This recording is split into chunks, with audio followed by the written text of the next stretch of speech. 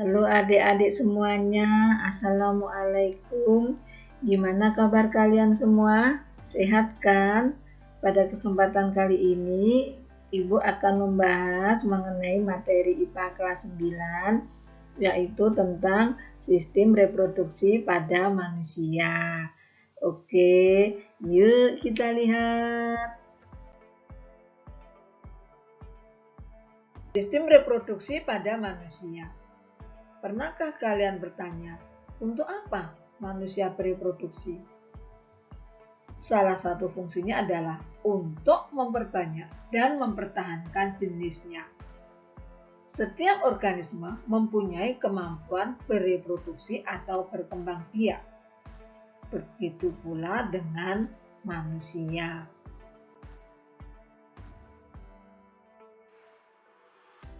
Bereproduksi adalah usaha makhluk hidup untuk menghasilkan keturunan atau anak.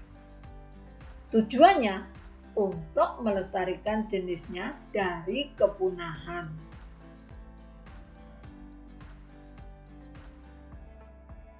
Alat-alat perkembangbiakan pada laki-laki. Di antaranya ada testis menghasilkan sel sperma, kemudian ada vas deferens sebagai saluran sperma, kemudian ada penis untuk memasukkan sel sperma, ada kelenjar prostat menghasilkan cairan matsi, kemudian ada pubis yang berisi rambut kemaluan. Selain yang Ibu sebutkan tadi, masih ada beberapa lagi alat-alat reproduksi pada laki-laki. Coba kalian sebutkan ya, yang belum Ibu sebutkan.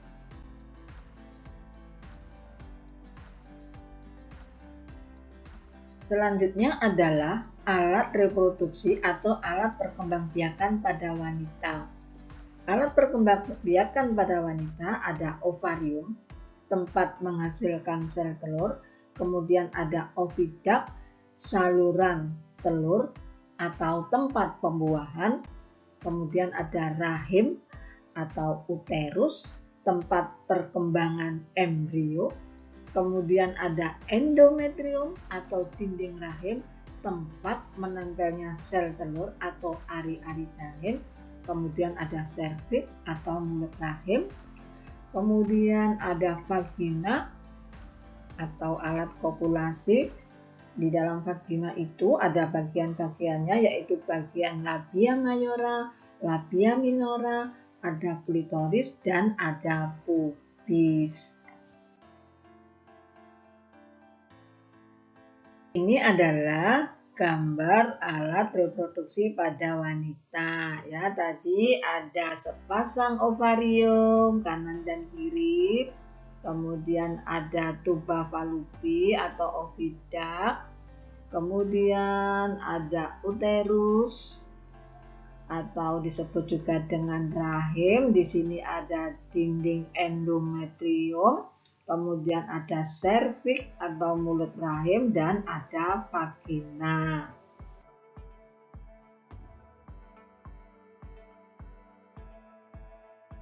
Perkembangbiakan secara generatif atau secara kawin. Jadi pada manusia perkembangbiakannya adalah secara generatif. Kenapa demikian? Karena melibatkan dua alat kelamin, yaitu alat kelamin jantan dan ada alat kelamin betina.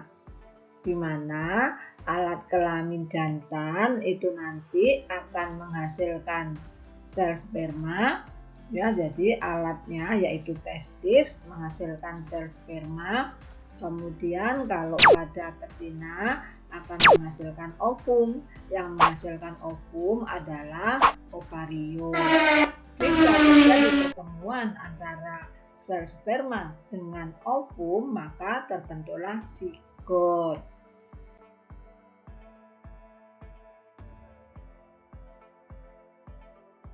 Ibu jelaskan mengenai proses fertilisasi. Apa sih fertilisasi itu? Fertilisasi ketika ovum telah matang, ovum keluar dari ovarium menuju ke uterus. Proses pelepasan ovum dari ovarium itu disebut dengan ovulasi. Dalam perjalanannya ke uterus, jika ovum bertemu dengan sel sperma di tuba Fallopi, ovum akan dibuahi oleh sel sperma. Selanjutnya, proses pembuahan ovum oleh sperma itu disebut dengan fertilisasi. Ketika proses pembuahan berlangsung, hanya kepala sperma yang masuk ke dalam ovum. Inti sperma bergabung dengan inti ovum. Jika telah ada satu sperma yang masuk ke dalam ovum, sperma yang lainnya tidak akan menembus membran ovum. Pertumbuhan dan perkembangan embrio. Setelah terjadi pembuahan atau fertilisasi antara ovum dengan sel sperma, terbentuklah sigot. Sigot selama pergerakannya menuju ke uterus, sigot ini terus membelah. Pembelahannya secara mitosis, membentuk kumpulan sel yang disebut dengan embrio.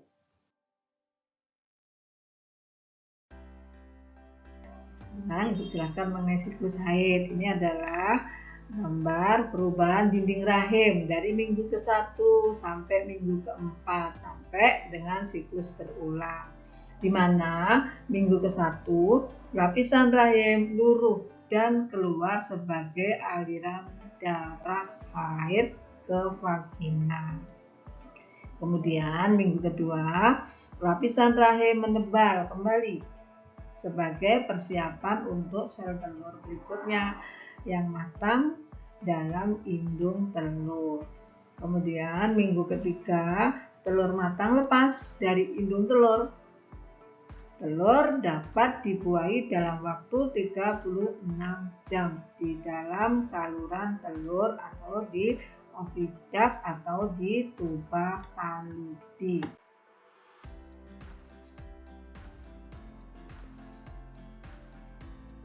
Selanjutnya, Ibu jelaskan mengenai oogenesis. Apa itu oogenesis? Oogenesis adalah proses pembentukan ovum atau proses pembentukan sel telur. Bagaimana proses pembentukan sel telur ini? Proses pembentukannya adalah dengan cara pembelahan sel, di mana oogenesis ini, sel telur ini, sel ovum ini akan terus membelah. Di mana prosesnya seperti ini ya gambarnya ya.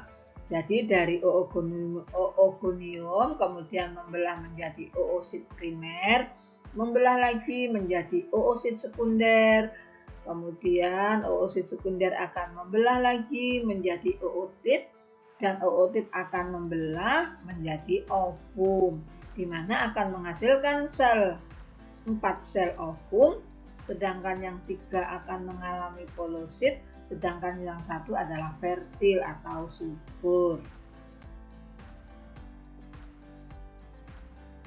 Selanjutnya mengenai spermatogenesis. Spermatogenesis adalah proses pembentukan sel sperma. Bagaimana cara pembentukan sel sperma? Hampir sama dengan proses pembentukan sel telur atau oogenesis. Ini skemanya ya. Jadi kalian bisa melihat dari skema ini proses pembentukan sel sperma atau spermatogenesis.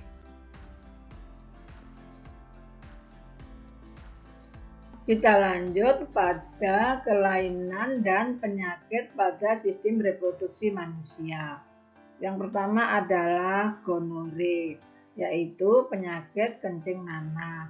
Penyebabnya apa? Penyebabnya adalah bakteri Neisseria gonorrhoeae. Yang kedua adalah sifilis atau penyakit raja singa. Penyebabnya bakteri Treponema pallidum. Selanjutnya adalah herpes genitalis. Penyebabnya adalah virus herpes. Ada chlamydiasis. Penyebabnya adalah bakteri chlamydia. Selanjutnya ada candidiasis, itu disebut juga penyakit keputihan, penyebabnya adalah jamur Candida albicans. Demikianlah video pembelajaran mengenai sistem reproduksi pada manusia. Di akhir video pembelajaran ada beberapa soal yang berkaitan dengan isi video tadi. Semoga video ini bermanfaat. Di akhir kata, wassalamualaikum warahmatullahi wabarakatuh.